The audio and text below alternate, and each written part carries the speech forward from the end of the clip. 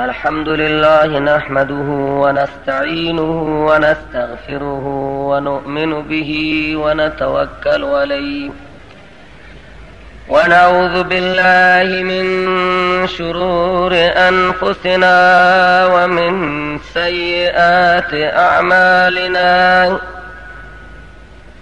ونعوذ بالله من شرور أنفسنا ومن سيئات أعمالنا من يهده الله فلا مضل له ومن يضلله فلا هادي له وأشهد أن لا إله إلا الله وحده لا شريك له ولا وزير له ولا ند له ولا ضد له وأشهد أن سيدنا ومولانا محمدا عبده ورسوله أرسله بالحق بشيرا ونذيرا وداعيا إلى الله بإذنه وسراجا منيرا أما بعد فأعوذ بالله من الشيطان الرجيم بسم الله الرحمن الرحيم الله لا إله إلا هو الحي القيوم لا تأخذه سنة ولا نوم له ما في السماوات وما في الأرض من ذا الذي يشفع عنده إلا بإذنه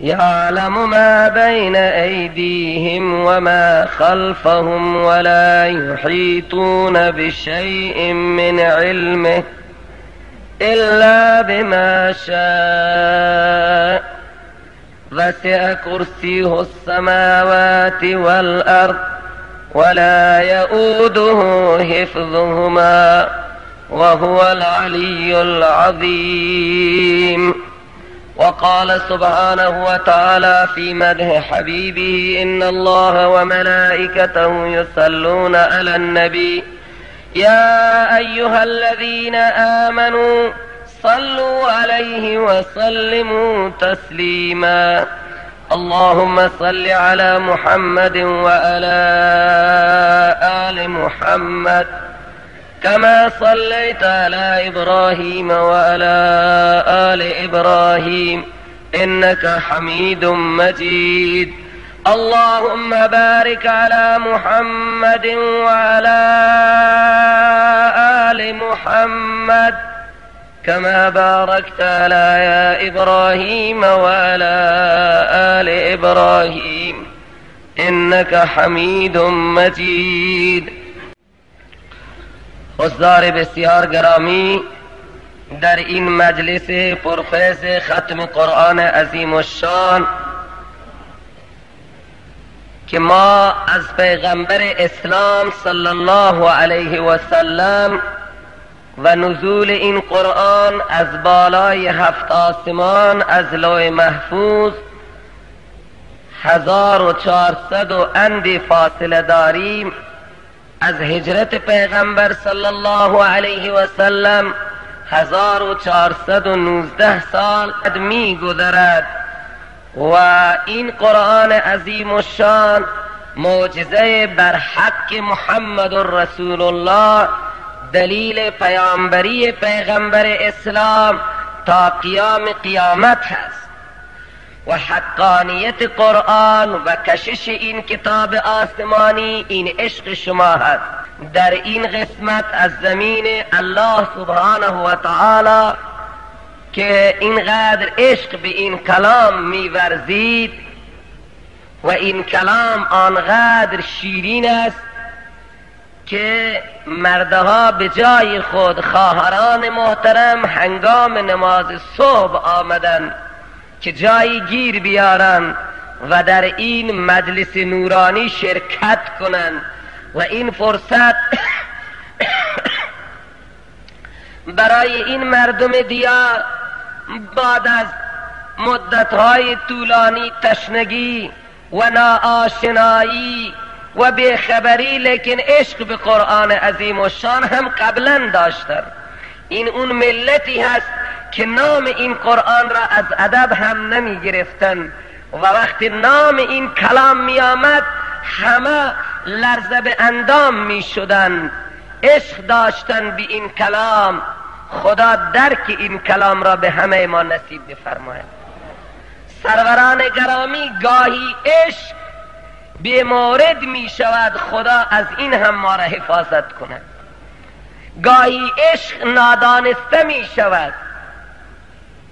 هنگامی که این قرآن نازل شد، بشریت در آن لحظه خصوصا اون انسانهایی که مخاطب اول قرآن عظیم الشان بودن و مخاطب مستقیم محمد رسول الله صلی الله علیه و سلم بودن، عشق خدا داشتن. حتی با پیغمبر اسلام هم که جنگیدن برای خدا جنگیدن، لیکن اون عشق و اون راه و اون رویه آنها اشتباه بود. شما فکر نکنید که مردم در جزیره العرب در مکه مکرمه ذات خدا را نمی شناختند. به خدا احادیث شاهدن، روایات شاهدن. ابو جهل هم همین تلبیه را میخوان به اضافه چند کلمه که شما حاجی ها در دور بر خانه کعبه میخوان. احبار و رهبان یهود و نصارا در یثرب مکرمه که مدینه طیبه باشد و اسم گرامیش در قرآن یثرب یاد شده، اینها هم به عشق محمد رسول الله اجتماع کرده بودند. احبار و رهبان یهود و نصارا هم به خاطر این آمده بودند و منتظر پیغمبر آخر الزمان بودند. لیکن از آن جایی که از انبیا فاصله گرفتن، کتابهای خدای عزوجل تورات و انجیل و زبور در میان آنها بود، لیکن برای مقاصد دنیایی خود، برای اهداف دنیایی کتابهای الهی را تغییر داده بودند و بسیاری از مسائل کتابهای آسمانی را نادیده می گرفتند. در حین نزول قرآن ملت یهود و نصارا که مخاطب ثانوی قرآنند و ملت عرب که از مشرکین عرب یاد می شوند، اینها هم ادعای ابراهیمیت داشتند، ادعای اسماعیلیت داشتند. اینها هم نسباً ابراهیمی بودند، هم ادعای دینی ابراهیمی داشتند.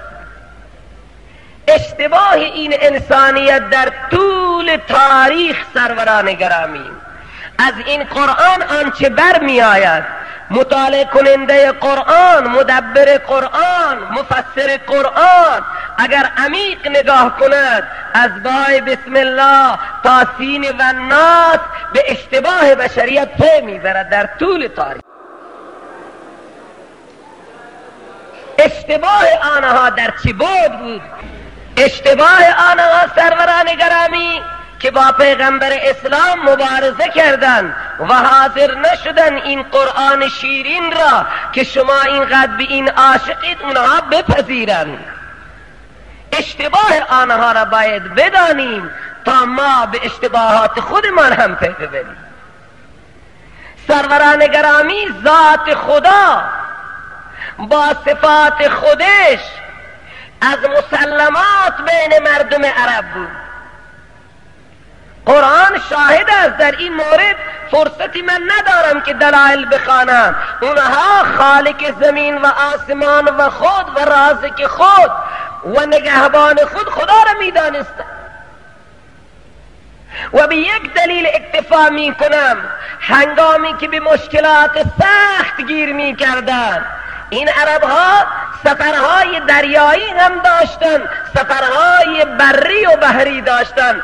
در مشکلات بحری، در مشکلات دریایی، که مشکلات دریایی از مشکلات بری سنگین تره، هنگامی که کشتی اینها دچار مشکلات می شد، موجهای مارپیچ از هر طرف اینها را احاطه می کرد، در این لحظه ابو جهلها اهل مکه فقط خدا را فریاد می زدن. خدا از فریاد خودش ناراض نیست، لیکن هنگامی که به خشکی می آمده حق خدا را پامال می کرد. الله می فرماید و اذا رکبوا فی الفلک دعوا الله مخلصین له الدین فلما نجاهم الى البر اذا هم یشرکون. قرآن کتاب رب العالمین است. الله سبحانه و تعالی از این مردم گله دارد. میگه وقتی اینها سوار کشتی میشوند و به مشکلات بحری دچار میشوند، اینها فقط خدا را فریاد میزنند. دعوا الله مخلصین له الدین فلما نجاهم الى البر اذا هم یشرکون. وقتی نجات میکردم میامدم به خانه کعبه میرسیدن، نظر خدا را از گله شترها جدا میکردن، نظر لات و عزا جدا میکردن، نظر ابراهیم خلیل و اسماعیل ذبیح را جدا میکردن. الله گله دارد چه ظالمین، هنگام سختی فقط من مورد عنایت. دعوا الله مخلصین له الدین فلما نجاهم الى البر اذا هم یشرکون. خدا از فریاد خودش گله ندارد، برای فریاد خودش که ما انسانها را ساخته برای همین هدف. دعا و خدا را فریاد زدن و صدا زدن برای حل مشکلات و معضلات مغز عبادت است، خود عبادت است. الدعا هو العباده، الدعا مخ العباده. سرور کائنات صلی الله علیه وسلم فرمود عبادت چیه رسول الله؟ گفت عبادت همینه که شما خدا را فریاد بزنید.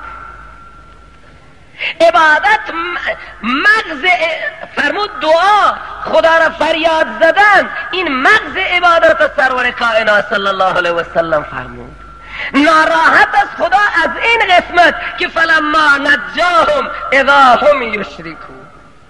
فوراً دیگه اینجا به خشکی که آمدن، همانطوری که خدا را برای خوشنودی خدا هم سبحان الله برای خوشنودی خدا از باغه های خود سهمی جدا می کردن. سوره انعام را خوب مطالعه کنید. مشرکین هنگامی که باغه های خود را می چیدن و هنگامی که دامه های خود را به اصطلاح فصل نظر دامه ها می آمد، سهم خدا هم جدا بود و سهم دوستان خدا هم جدا بود. وجعلوا لله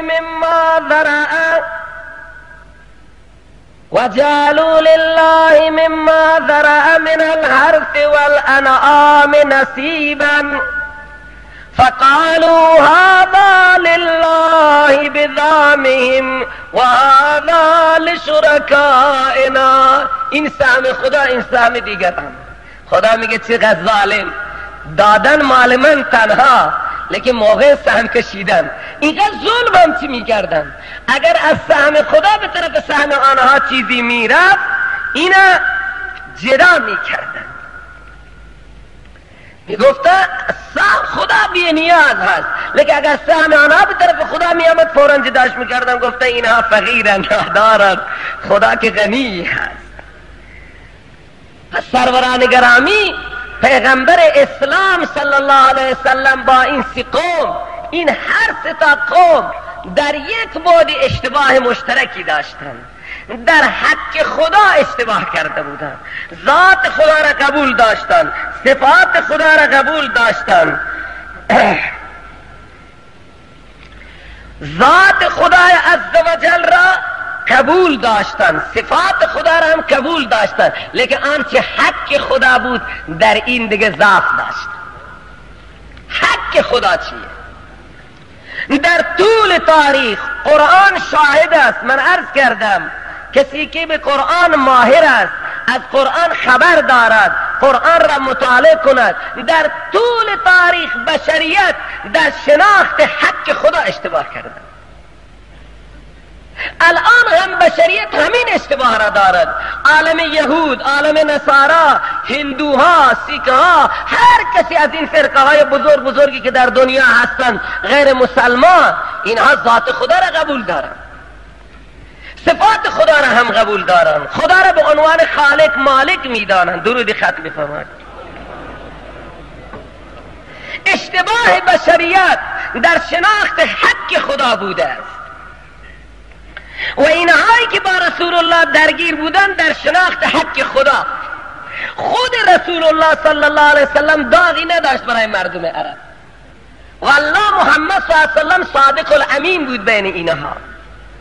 اشتباه اینها در شناخت حق خدای عزوجل بود. روز رسول پاک صلی الله علیه وسلم به صحابه گفت شما میدانید که حق خدا بر شما چه هست؟ در هر مرحله زندگی پیغمبر اسلام صلی الله علیه و سلم این شاگردان مکتب قرآن را تعلیم میداد. شما میدانید حق خدا بر شما چیه و حق شما بر خدا چه هست؟ خوب متوجه باشید، خوب متوجه باشید که گاهی در حق خدا اشتباه نکنید. تمام بشریت در طول تاریخ در ادای حق خدا اشتباه کرده. رسول پاک صلی الله علیه وسلم وقتی این سوال را کرد، صحابه مطابق آداب خود گفتن الله و رسوله عالم. پیغمبر فرمود میدانید حق خدا چیه؟ ان تعبدوه ولا تشرکوا به شیئا. این حق خدا هست که شما فقط خدا را عبادت کنید و با خدا کسی را شریک نکنید. باقی حق شما بر خدا تفضلا احسانا بن مخلوق بر خالق حقی ندارد، اینه که شما را به بهشت ببرد. خب این یک مسئله متفق علیه هست. تمام ملت ها هم می گفتن که عبادت حق خدا هست، لیکن عبادت چیه؟ در این اشتباه بوده. در توضیح و تشریح عبادت بشریت اشتباه داشته. یهود و نصارا که بدبخت شدن به خاطر همین مسئله. رسول علیه السلام از طرف الله سبحانه و تعالی همین ماموریت را داشت که به این جهانیان بگو که عبادت حق اختصاصی خدا است. عبادت زبانی، عبادت مالی، عبادت بدنی، که التحیات لله و الصلوات و الطیبات تشریح این سه عبادت هست. الله سبحانه و تعالی تا 13 سال تمام در سوره های مکیه که سوره هایی که قبل از هجرت نازل شده‌اند سوره های مکیه گفته می شوند، همین مسئله را به این مردم تفهیم می کرد. زبان شیرین الله رسول الله صلی الله علیه و سلم، قرآن بلیغ و فصیح، لیکن دماغ اینها گره خورده بود، نفهمید. مثلا پیغمبر علیه السلام می گفت فقط خدا را فریاد بزنیم، فقط خدا را سجده کنیم، فقط برای دستور اجرای حکم خدا فقط یک خانه کعبه را طواف کنیم. اینها نمی فهمیدن همین مسئله. همه جا یک خدا را فریاد بزنیم، فرزند نداریم خدا را فریاد بزنیم، مال نداریم خدا را فریاد بزنیم، مریضیم خدا را فریاد بزنیم، هر مشکلی داریم خدا را فریاد بزنیم. همین مسئله بسیار پیچیده در زمان آنها گره خورده بود. الله سبحانه و تعالی برای ادای این مطلب که عبادت حق اختصاصی الله سبحانه و تعالی هست و خدا در این مورد هیچ شریکی ندارد، هیچ هم مثل و هم مانندی ندارد. دلایل بیشماری در قرآن عظیم و شان، از دلایل عقلیه گرفته، از دلایل نقلیه گرفته، باز نقل از مخلوقات مختلف، از انبیاء نقل آورد، از اولیاء نقل آورد، از مرغها نقل آورد، از مورها نقل آورد، حتی از مورها هم خدا استدلال آورد که مردم عبادت که یک مغز عبادت فریاد زدن است، سجده هست، طواف هست، طواف فقط خانه کعبه. در این کره خاکی بشنوید، بیایید قرآن مطالعه کنید، سنت رسول الله را مطالعه کنید. در این کره خاکی عبادت که طواف باشد فقط دور و بر خانه کعبه است.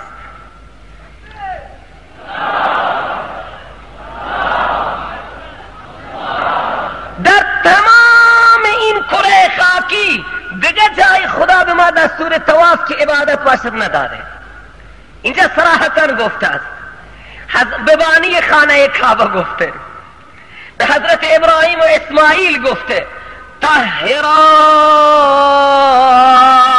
بیتی للطائفین والعاکفین والرکع السجود.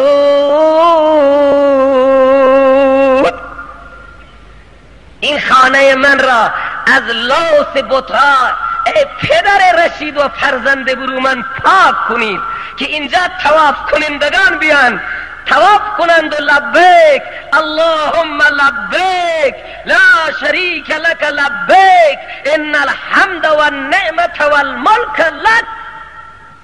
اینطوری نعره بزنن، اعتکاف کنندگان اینجا بیاین، برای من خدا مجاور بشوند، متضرع بشوند، سجده کنندگان و رکوع کنندگان. دیگه دستور داد وَلْيَطَّوَّفُوا بِالْبَيْتِ الْعَتِیقِ. طوافنا که دور بر لنگرهای پیر سهران و ملک سیاهکو کرده ایم از آنها خوب توبه کنید، خوب توبه کنید. اگر از من ناراض میشید هم ناراض بشید، هیچ پروایی به ناراضی شما ندارم. هم یعنی که طور خوشحالیم که به ختم قرآن جوش داریم، لیکن از قرآن خبر نداریم که قرآن چی میگوید. در تمام کره خاکی یک خانه برای طواف، بالای 7 آسمان بیت المعمور طواف فرشتگان خدا است، مساوی همین خانه کعبه. اونجا فرشته ها طواف میکنن، اینجا انسان ها و فرشته ها و موره ها و ماره ها و همه طواف میکنن. زمینی که اونجا طواف داده حضرت جبرائیل اسمش طائف است، یعنی طواف کرده خانه کعبه. سروران گرامی، الله سبحانه و تعالی در این مورد دلایل بیشماری داد. در این آیه کرسی که همه شما امروز مردم به مشکلات سختی گرفتارند، میگن جادوگرها هجوم آوردن، زن و بچه های ما را پریشان کردن، زنان سرازیرن به جادوگرها، زنان سرازیرن به کهنه، اونهایی که از جنها خبر میگیرن. پیش جنوکی ها ساده بگین اینها همه ظلمن، این صفات اهل قرآن نیست. این آیه کرسی که صفات و الله سبحانه و تعالی ذات به مثل و مانند را برای ما معرفی کرده. اگر قرآن نمی آمد شما چی میدانستی خدا کیه؟ من چی میدانستم خدا کیه؟ خدای لایزال در این قرآن حکیم آنقدر که خودش را معرفی کرده و انبیا را معرفی کرده و اولیاء را معرفی کرده، باقی احکام را اجمالا برای رسول الله گذاشته.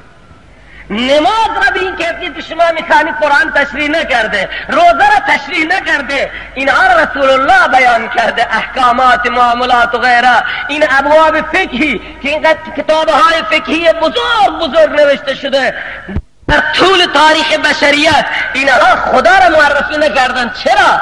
الله سبحانه و تعالی در قرآن عظیم الشان. امروز جلسه قرآن است. اگر میخواهید خدا را بشناسید که خدا کیه، خدا در قرآن خودش را معرفی کرده. از همه بیشتر الله سبحانه و تعالی ذات بی مثل و مانند را برای ما معرفی کرده، انبیا را برای ما معرفی کرده، اولیاء را برای ما معرفی کرده، فرشته ها را برای ما معرفی کرده، شیاطین انس و جن را هم برای ما معرفی کرده. سروران گرامی، اونهایی که دنبال جادو می روند، جادو بله یک ترفندی از ترفندهای این انسانیت در بشریت بوده است. در برابر انبیا جادوگرها آمدند، به خود رسول اکرم صلی الله علیه و سلم جادو کردند و اون انسانی که ایمان به قرآن داشته باشد، ایمان به محمد رسول الله داشته باشد، هرگز دوربر جادوگر نمی رود و از شر جادوگر به خدا قرآن عظیم الشان بزرگترین مجرب است. دو معوذتین آخر خاص خدا اینها را نازل کرده بود هنگامی که سرور کائنات صلی الله علیه وسلم را جادو کردند. لحظه اونجا خوب خدا نشان داده که ما چطور از شر این بلاها به خدا پناه ببریم.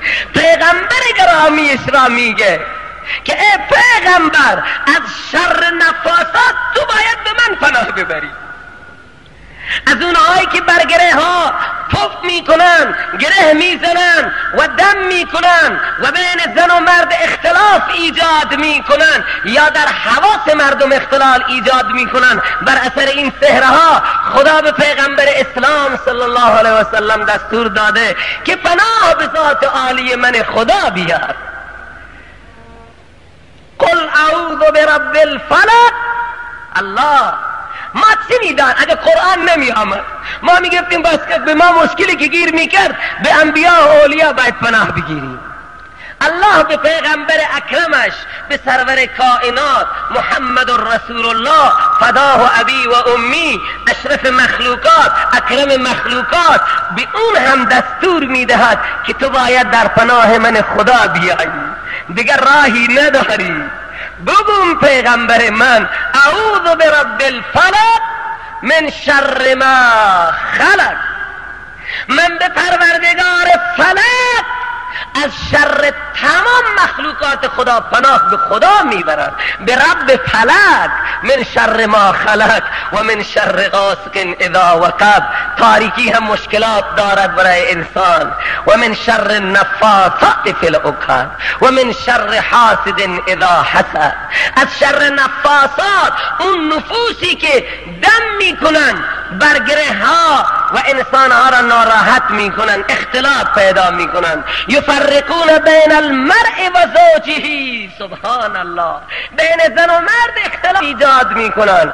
خواهران محترم، خواهران بسیار محترم، نروید پیش اینهایی که نه دنیای 150,000 تومانی شما را میگیرن، 100,000 تومانی شما را از جلوی این شوهر میلیاردر 100,000 تومان بر میدارید که بله این شوهر را به خود من جلب کنیم تا زنی دیگر نگیرد.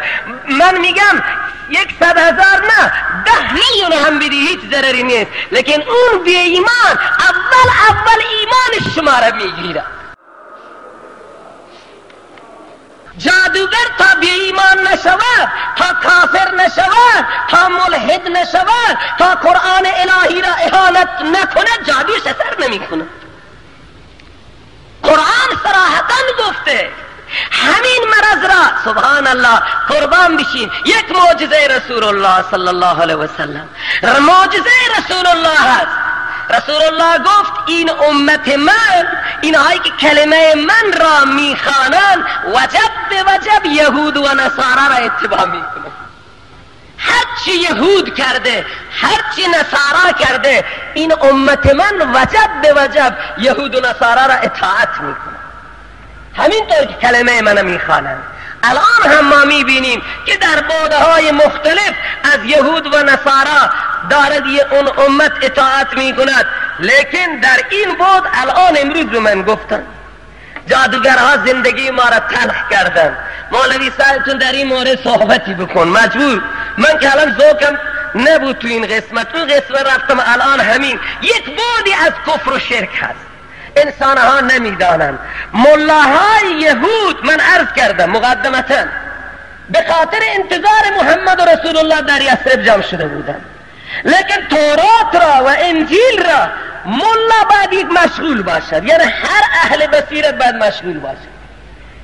اینها قرآن عظیم و شان تورات و انجیل را کتابهای خدا را کنار گذاشتند، دنبال ترفنده های اون شیاطین بودند که در زمان حضرت سلیمان علیه السلام اینها ترفند بازی کرده بودند و اونجا رفتن.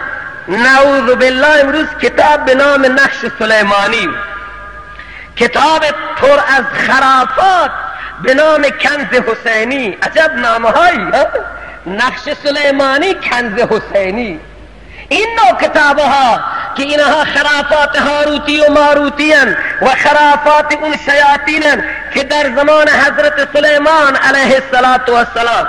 فقط آیه 101 آیه تقریبا 102 این دو آیه سوره بقره را ترفنده های ملاهای یهود و نصارا را قرآن عظیم و شان ذکر می کند. کاش که ما وقت می داشتیم، فرصت می داشتیم که این ترفنده ها را در عصر رسول الله انجام دادن. نعوذ بالله جادو می کردن ملاهای یهود و نصارا و به پیغمبر خدا سلیمان علیه السلام نسبت می دادن. می گفت سلیمان این همه حکومت، این همه مرغ ها و موره ها و باده ها به فرمانش به خاطر همین ها بوده. الله سبحانه و تعالی جایی این پیغمبر خود را بیان کرد و گفت اگر بعد تسخیر کردم، اگر منطق تیر بهش دادم، اینها همه عنایات من الله سبحانه و تعالی.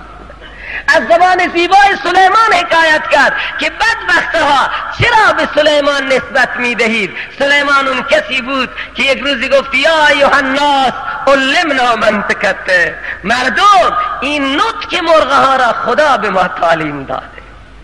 و چقدر این پیغمبر متواضع بود پیش خدا با وجود این همه امکانات دنیا که خدا در اختیارش گذاشته بود.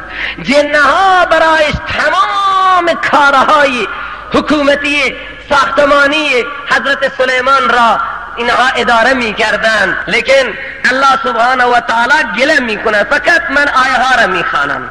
خدا گله می کند از ملاهای یهود و نصارا. توی این امت هم الان همین گرگه های یهودی به نام مسلمان جاه افتادن، ایمان انسانها را می گیرن. خدا میگه لما جاءهم رسول من عند الله مصدق لما معهم نبذ فریق من الذین اوتوا کتاب الله وراء ظهورهم کأنهم لا یعلمون. هنگامی که اون پیغمبر عظیم الشان که کتابهای آنها را تصدیق میکرد آمدن، این ملاهای یهود چیکار کردن؟ نبذ فریق من الذین اوتوا الکتاب، از اون ملاهایی که علم کتاب تورات و انجیل و زبور را داده شده بودن بعد از انبیا، اینها کتاب الله وراء ظهورهم، کتاب خدا را پشت سر انداختن، یعنی بی اعتنا شدن نسبت به کتاب. خب ملا باید یک ذره مشغول باشد. خب کتاب خدا را کنار گذاشتن، دنبال چی شدن؟ واتبعوا ما تتلو الشیاطین علی ملک سلیمان،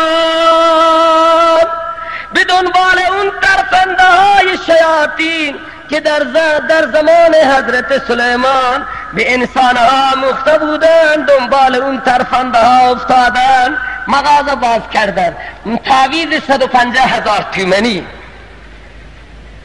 سبحان الله، یک میلیاردر خانمش که حجاب ندارد، این همه برمیگردد خواهران محترم به حجابی. آن زنی که از خانه پدر محجبه باشد به خانه شوهر بیاید محجبه باشد. سبحان الله، این که گله هست زنها پیش این گرگه ها می روند، این گرگه هایی که دنبال ترفنده های یهود و نصارا افتادن، این همون زنانی هستند که حجاب را رعایت نکردن. والله الان از حکمت حجاب انسان چی فی میبرد. اون زنی که در خانه پدر محجب بوده، اونی که در خانه شوهر محجب بوده، اونی که با مردهای اجنبی صحبت نکرده، چطور میتواند جرأت کند که پول ماشاءالله شوهر رفته برای سفری 1 میلیون پول به اختیار گذاشته، 100,000 تومان، 150,000 تومان، 2 میلیون پول بردارد و از این آقا به اون آقا برو. اینا رو هم آقا میگن. بابا این آقا نیستن، اینا اون بقایای شیاطینی هستن که گلزار به اصطلاح حسینی و نقش سلیمانی را دنبال کرده، با قرآن کار ندارن. اینها در مسجد نمیان، اینها در محفل ها نمیان، اینها به نماز جمعه ها نمیان، اینها به عیده نمیان. واتبعوا ما تتلو الشیاطین علی ملک سلیمان.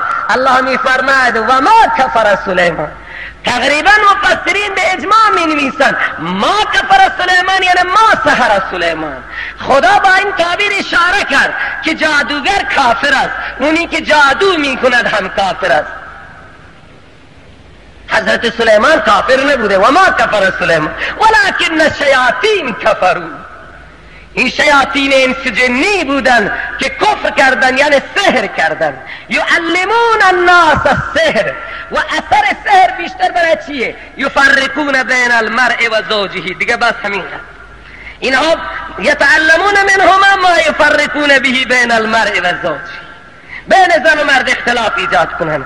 لیکن اگر شما موحد واقعی باشید، لیکن خدا هم اینجا حرفی زده برای موحدین که و ما هم بضارین به من احد الا باذن الله. همانطوری که باقی اسباب بدون اذن خدا چیزی نمی کنند. آتش نمی سوزاند، تفنگ نمی کشد، ماشین نمی کشد، چپ کردن هم نمی کشد. همانطوری که بدون اذن خدا باقی اسباب اثر نمی کنند، این جادو هم بدون اذن خدا اثر نمی کنند. اگر شما موحد باشید، لہذا یک تعویذی میگن. 5 آیه از اول سوره بقره، 5 آیه از اول سوره بقره، 3 آیه 4 آیه از اول سوره بقره، تقریبا تا اولئک هم المفلحون، چونکه 10 آیه میشن.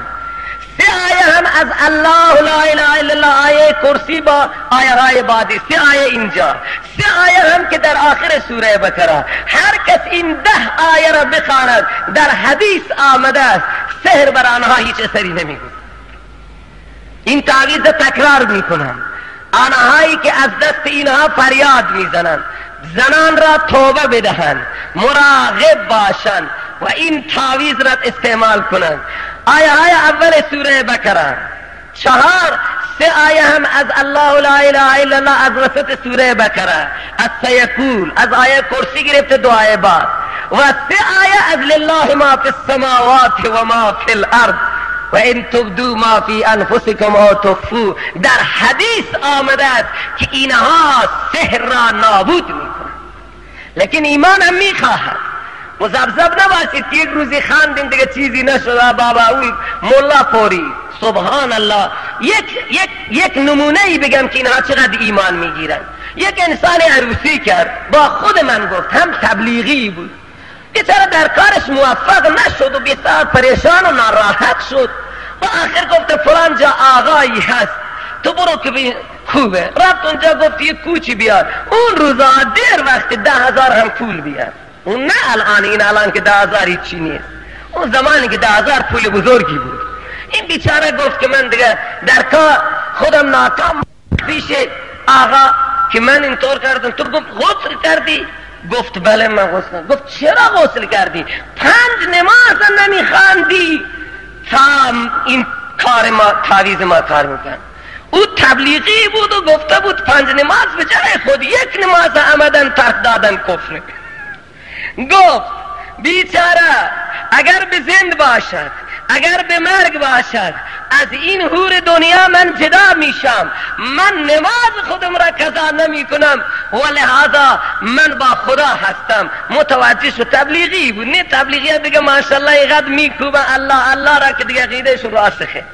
این خودش حکایت کرد و هنوز هم اون انسان زنده هست که 5 نماز انسان بدون طهارت، یک انسان خدا ایمان داشت. ببینید چطور ایمان میگیرن. یعنی رسول الله فرمود من ترک صلاة متعمدا فقط کفر. یک نماز را رسول الله نگفت 5 صلات. قصدن عمدن صحیح سالم یک انسان ترک بدهد او مثل کافرها شده. لیکن او رو ایمانش راسخه، این رفت از دستش، لیکن انشالله قیامت خدا بهش حور خواهد داد. بغیرت لله بوده. لحظه مواظب باشید، از شر شیاطین و انس و جن به خدا پناه ببرید. و آخر دعوانا الحمدلله.